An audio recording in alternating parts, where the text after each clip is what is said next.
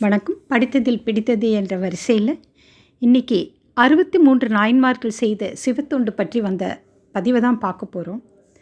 சிவபெருமானால் ஆட்கொள்ளப்பட்டு சிவத்தொண்டிற்கே தம்மை அர்ப்பணித்து கொண்ட சிவனடியார்கள் எக்காலத்திலும் இருந்தனர்.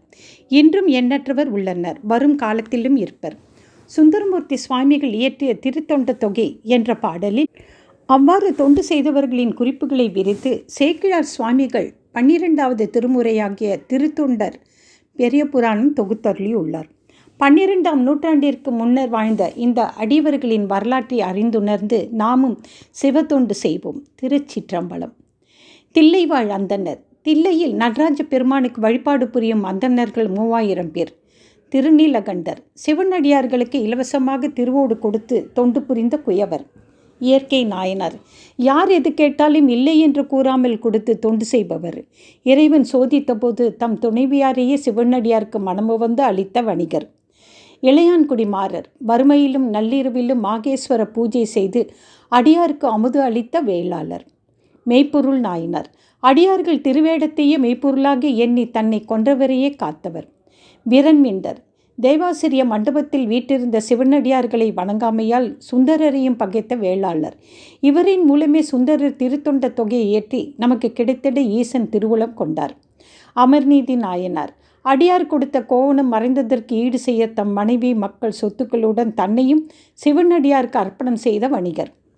எரிபத்த நாயனார் சிவனடியாருக்கு வரும் துன்பத்தை களைப்பவர். தம் கையில் இருந்த மழுவாயுதத்தால் சிவனடியாரை துன்புறுத்திய பட்டத்தை யானையை கொன்று சைவத்தை வளர்த்தவர். ஏனாதிநாத நாயனார் வாள் வித்தை பயிற்றுவிக்கும் ஆதிசூரனோடு யுத்தம் செய்யும் போது ஆதிசூரன் நெற்றியில் திருநீர் அணிந்திருக்கவே அவனை கொல்லாது விட சிவபெருமான் அவரை தம் திருவடியில் சேர்த்தருளினார். கண்ணப்பர் சிவனின் மீதுள்ள அளவற்ற அன்பினால் தம் கண்களையும் பறித்து ஈசனுக்கு கொடுத்த வேடுவர். குங்கிலிய கலையனார் நாள்தோறும் வறுமை வந்தபோதும் சிவனுக்கு குங்கிலிய தூபமிட்ட மறையவர்.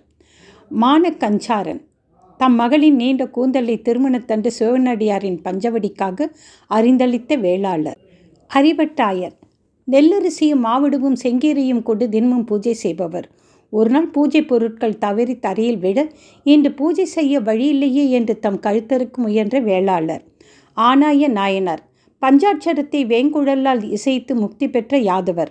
மூர்த்தி நாயனார் சந்தனக்கட்டை கிடைக்காத போது தம் முழங்கையை தேய்த்து இறைவனுக்கு காப்பிட்ட வணிகர். முருக நாயனார் தினமும் மலர் மாலைகள் தொடுத்து இறைவனை வழிபடும் திருத்தொண்டு செய்த மறையவர். 63 நாயன்மார்களை பற்றிய மற்ற விவரங்களை அடுத்த பதிவில் பார்க்கலாம். நன்றி. ஈசனடி தேடி பின்பற்றி ஆலவாயர் அருட்பணி மன்றம், மதுரை. நன்றி, வணக்கம்.